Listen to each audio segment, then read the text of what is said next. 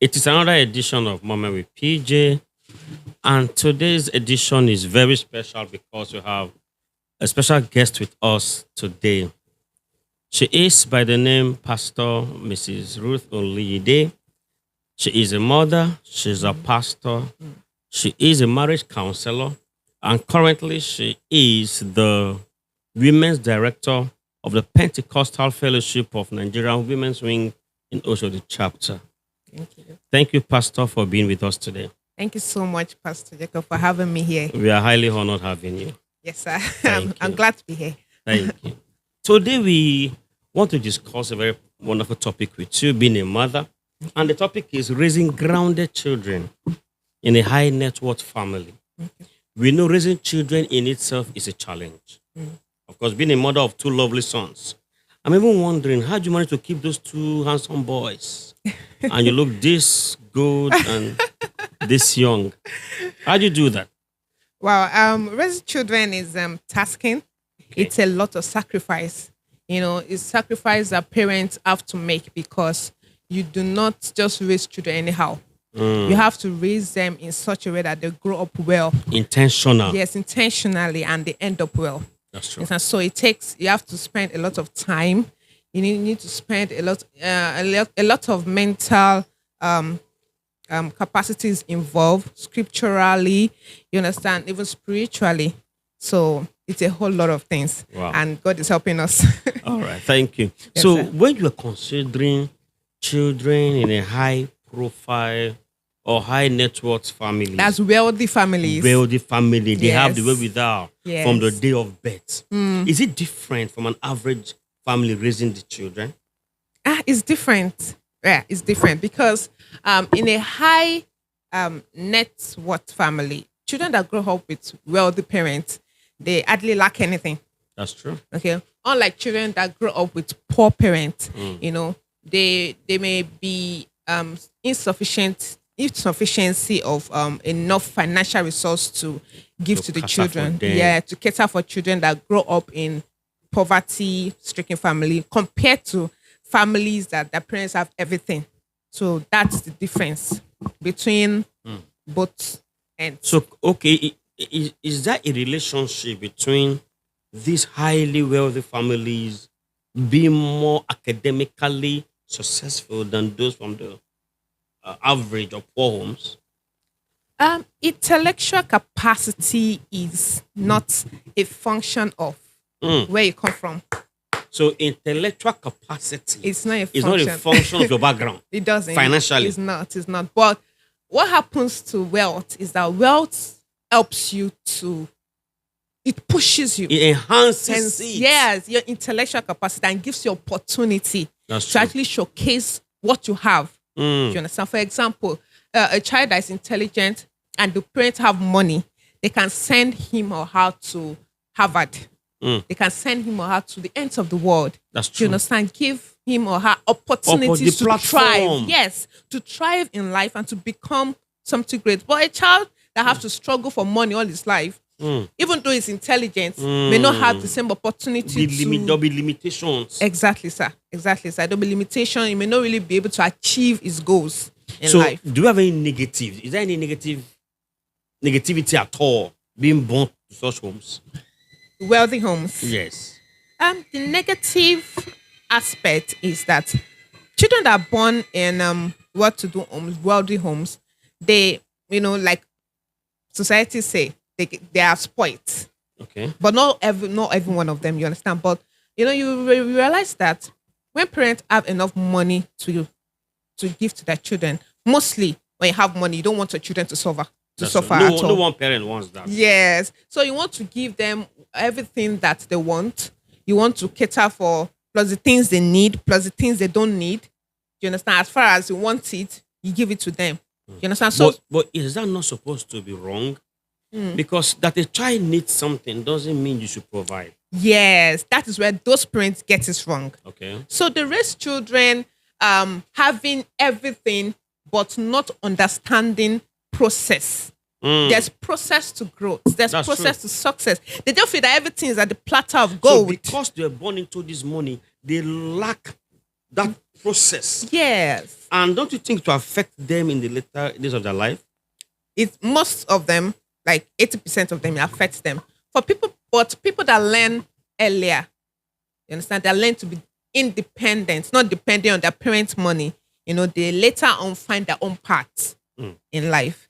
You understand? I want to give an example of Bill Gates now. Someone like Bill Gates did not leave any money for his children. Most of his children do not benefit out of his. He gives it to charity. Yeah, he gives it to charity. You understand? But the positive part of it, people say, "Oh, he's a bad father." All that. So for me, it's actually a good thing because the positive part of it is that those children learn to understand, to channel their own path in life, to understand the beauty in hard work. Their parents worked hard to get this money, so they because they don't have everything on the platter of gold. They get to understand the beauty of hard work. That okay, if you work hard for money, you can achieve this, achieve that. For children that learn that, they actually end up better than people that just have everything given to them by their parents. Now, for a child that is born to that home, how can they be grounded to now make them have the experience needed for profitable adulthood? Okay. Yes, that is the question I'll be waiting for. Okay. So, raising grounded children, first of all, has to do with you taking their attention away from money. You understand? You have to, first of all, take their attention. You cannot raise children that are dependent on money. Wow. But is it possible, ma? Yeah, it is possible. Especially for Christian parents. Your first, your children's first dependence should be on God. So you raise children with faith. You raise children that are dependent on faith, that are dependent on God. You understand? Then after that, you raise children that are contented. So how do you do this? You don't raise children lavishing them with money and say, "Oh, because I suffered, I don't want my children to suffer." If you're not careful, it's those children that will waste all your resources. That's true. They will end up making a mess of your wealth. You know, so you raise them with discipline. You raise them depending on God, not on money. And then you raise them to understand the beauty of hard work, like I earlier on said, the beauty of hard work, the beauty of service, okay, the beauty of humility. That's true. To teach children that money does not mean that you are not above everybody. Other person. You understand? That's why most of these children are proud and are pompous, and they don't have any respect for people. They don't have value for people. They don't have anything because they have not been taught the true value of life. Money is not the first value of life. That's true. I agree. There are different values that we should instill on children for them to grow up having quality and grounded life. You understand? And that is just... So I love the first part. Take the focus from money. Yes. Build them on faith. Yes. Take them to the rigors of hard work.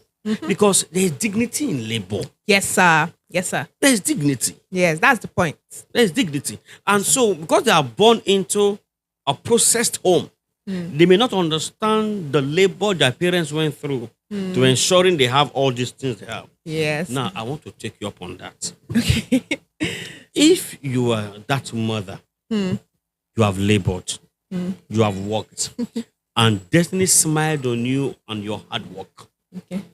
How would you de-emphasize money? I'm personalizing it now. Okay. How do you de-emphasize money and teach them hard work? Because in their home, they have house helps. In their home, they have the washing machine. They have everything, as it were. There is nothing for them to do. You have a gardener. You have a gateman.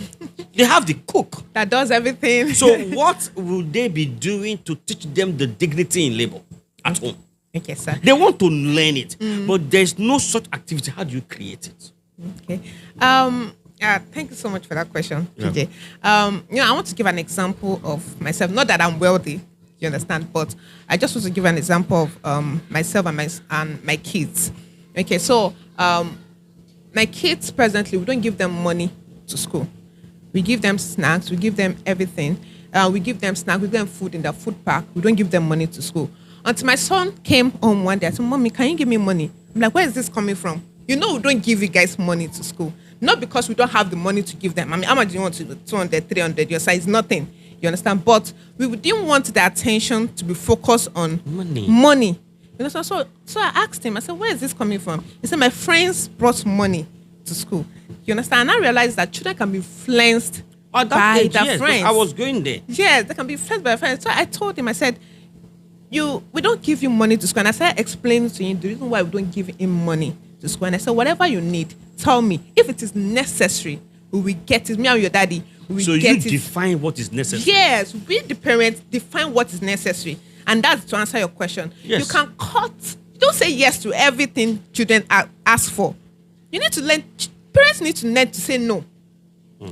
Parents need to learn to say no. And that's the problem with most parents. They don't know how to say no to their children. You can't give a child everything they ask for. Imagine my son asking me, Mommy, I need money. And I say, oh, you need money. Don't worry. We're going to take money in my purse. Another day, we're going to take money in my purse without asking me. You, yes. Without asking me, you understand? So their emphasis on what a child should have, the parent define it. As a parent, you can decide how you want to train your child. Because you have a cook does not mean that the child cannot go to the kitchen and wash plates. Most of us grew up washing plates. But there is a person already that does that. Yes, but once in a while, take that child there and say, you know what, wash plates today, sweep today.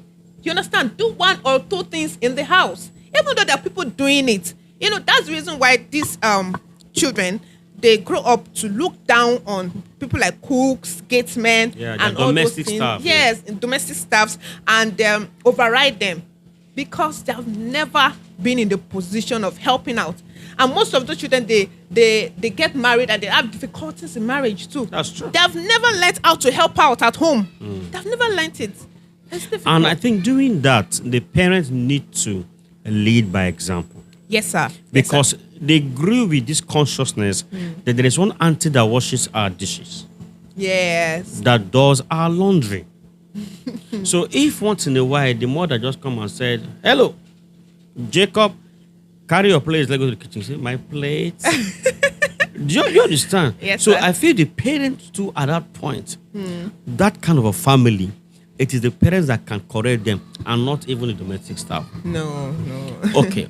One more word for a child that is born into such family. Yes. Because I realize from experience, their journey through life is usually fast. Okay. But sustaining what their parents have done becomes a problem. How do you counsel them so that they get prepared to sustain the family's legacy? Their father had labored and so they're enjoying. The thing is going to fall on them someday. What are the things they need to have in them? What are the things they need to do sustain what their father labored for and so they can translate to other generation? What will you tell them? If I was to, something about life is that we learn not just from book. Experiences teaches us. Wow. Life teaches us. So there is a book knowledge and there's the experience knowledge. Yes, sir. There's some things that you don't learn from pages of books. There's some things that you learn through life. I saw your post on that. Some knowledge don't come from book. It does not come from book. I saw that it post comes 2 days through life. ago. If I was to advise such a person, I'll tell him. I say, you know what? Pull away from your father's wealth for a short period of time. Go and look for a job. Go and look for a job, or start a business. If you can manage your business effectively, then you can manage your father's money effectively. Or you go and look for a job and just submit. Do you think they hearing you not to be happy with you? They will not be. They will not be. But you can't learn some things except you have perfected. You have been perfected through process. I keep saying process. You understand? There are some things that you cannot jump process. It's either you have it in you or you don't have it. Like I said, school will not teach you everything. That's true. You don't. So what you are saying is, it is even the process that gives us life's knowledge. Yes, sir. Yes, sir. It's the process that gives us life knowledge. For example, my children, right? They have to go through their own life difficulties. I cannot say that my children will not have any difficulty in life. They should go through difficulties. Difficulties are good. Learn. This is why they can learn. Difficulties are good. I went through difficulties. I How can I say my children should not have any difficulties in life? Difficulties are actually good. They help build the children. Failures are good. That's They should true. have failures. We parents, we don't want our children to have failures at all. Failures are good stepping stones.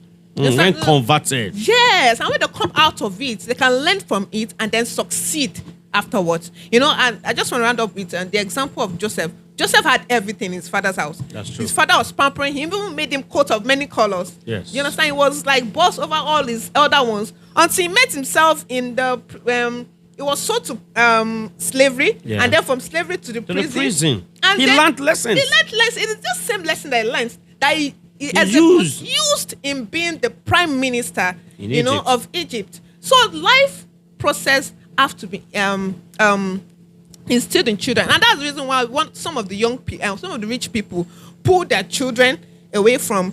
I heard of a rich man that brought his children from US and went to dump them in the village with his auntie in the village. I said, let them learn, because these children are growing up in a way that I don't want. Let them learn life. You understand? So that is just it. So what we're saying about children born to these high net worth families, between them and those born to an average home, which would you prefer?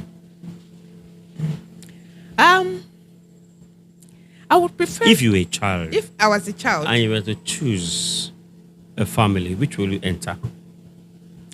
Well, I would love to be born in. This question is asked, PJ. This is not fair. I would have preferred to be born if the younger version of me, right? Yes. The younger version of me when I was growing up. And Yes. I would have loved a rich family. You understand? But this matured version of me that I've understood some things. Now that knowledge has increased. Knowledge have increased on me, and I realized that my background was not how do I put it? Was not a what's the English to use? It was not a disadvantage, so to say, even though it looked like a disadvantage, but I had gathered enough lessons, I'd gathered enough wisdom for life that helped me this far. Okay, thank you. Because these children lack this process, Okay. a lot of vital ingredients is missing in their life. Yes, One sir. of them is lack of humility. They are seen to be usually proud and pompous. As a counselor, what would you have to say about that? Okay, so the thing is that children learn from home. Okay, so for a child that has been disrespectful to mates and the mother never corrected him or her, Yeah. disrespectful to the driver, and say, "Come on, open the door for me." Do you understand? And he was never corrected at any point. I say, "Don't talk like that to an adult." And nobody's allowed to raise hand on the child, even in school, anywhere. Nobody's allowed to correct, not even raise hand. Nobody's allowed to actually correct the child. I say, "Don't talk to my child. Don't talk to my son like that." The child will end up being arrogant in life. So how do we correct them? They've discovered that they are now arrogant. What's the way forward for them? The way forward is for parents to take their responsibility and actually train children to be respectful. Train children to treat even the lowest human beings With value. Yeah, with value. You understand? So the fact that this person is your cook does not mean that the person is far older than you. Does not mean that that person is your slave. You should treat them with respect. You should teach children to use the word please. To use the word I'm sorry. Don't say, "Give me my food. Give me my food now." No, you say, "Please, can I have food?" Okay? You teach children to apologize, to say, "I'm sorry" when they do something wrong. That's the way you raise children with value. Now, it has been said that it is easier to break a child than to bend a man. When the children are formed and they are formed negatively, how do we help them? That's why the Bible said, train up a child, Proverbs 22 verse 6. Okay. Train up a child in the way that it should go, and when it grows up, it will not depart from it. The best time to actually train a child and raise a quality child is from when they are young. Because once they become old enough, it will take a lot of things. It will take God, it will take prayer, it will take the Holy Spirit to actually minister to them for them to change. That's the reason why people. That's the reason I usually advise ladies that any attitude you see with the man you want to marry, just know that that's who he is. You can't go to marriage and say, "I'll be changing in marriage." You cannot change a man that is all grown up.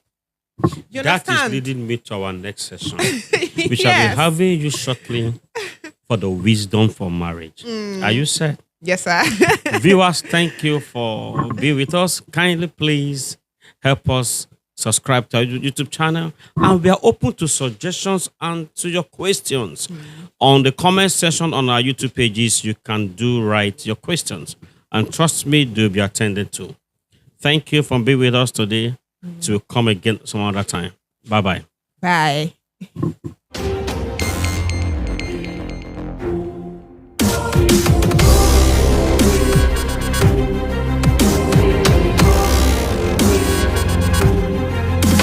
Shalom, greeting in Jesus' precious name. Amen.